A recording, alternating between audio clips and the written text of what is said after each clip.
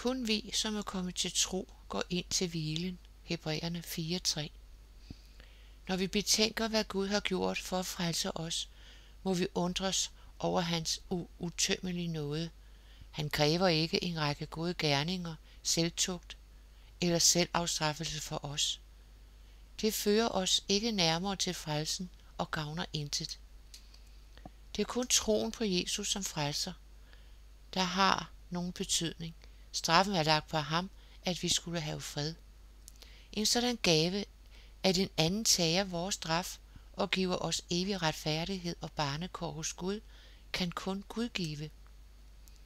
Troen på Jesus som vor frelser åbner døre for os, som kun kan åbnes i hans navn.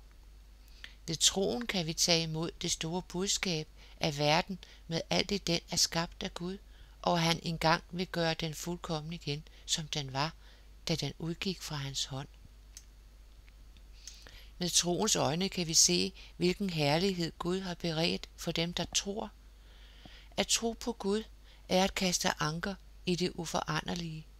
Jesus er til alle tider den samme, og det han gennem sine profeter og apostle har sagt os, står uforandret. Holder vi os nær til Jesus, skal vi aldrig blive revet ud af hans hånd, og når vi engang skal herfra, er det kun troen, der kan føre os til det evige hjem hos Gud.